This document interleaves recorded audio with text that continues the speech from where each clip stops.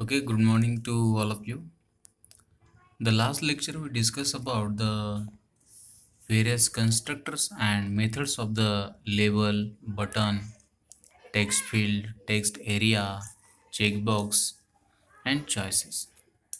Okay, once again we revise the constructor and methods of choice control. Actually, what is the use of choice control? The choice is a drop-down list which contains a number of elements or number of atoms. User can select only one option from the choice. So when user click on the arrow, the all the atoms are visible to the user and user may select only one option from that atoms. So how to create a choice? So Java provides a default constructor that can be used for to create a choice. So for example, choice C is equal to new choice. It only creates a drop down list. It means a choice, or we can also say that this is a combo box without having any atom. So for adding the elements or adding the atoms in the choice, there are two methods used. First is a void add string name. This name parameter specifies the name of the atom which is added into the choice. Second method is also used for to add the atom into the choice, like void add atom string name. This name specifies the name of the atom. The third method is string get selected atom, and fourth is integer get selected at index. So this third and fourth method is used for to retrieve the element or atom from the choice.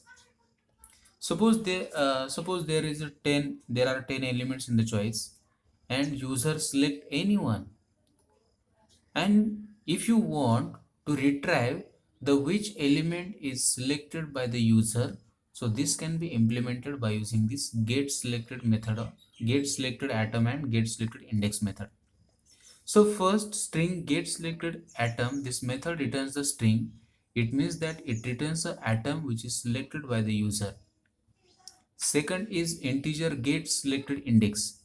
It means that this method returns the integer value which specifies that the which atom is selected by the user, the index position of that atom can be retrieved.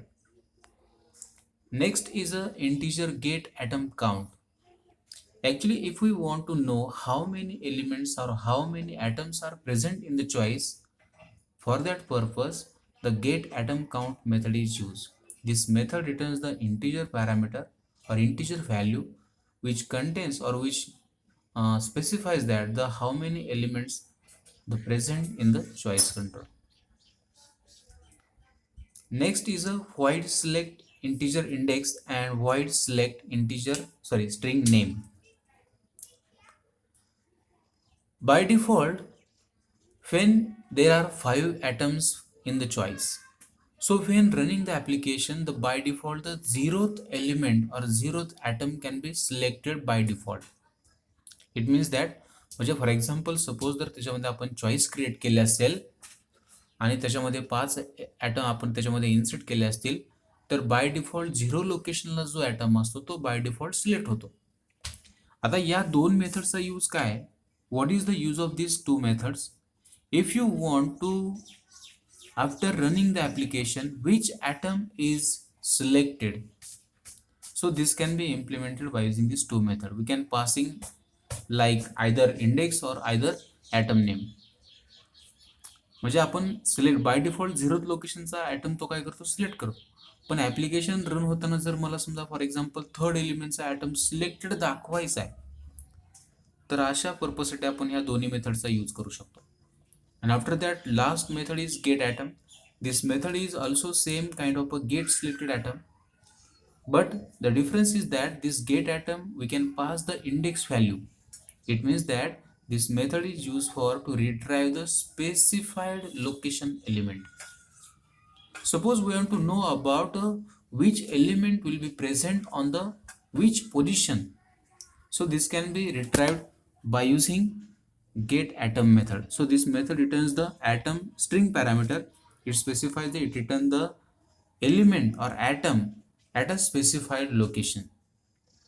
Okay, okay, we will discuss only a choice control.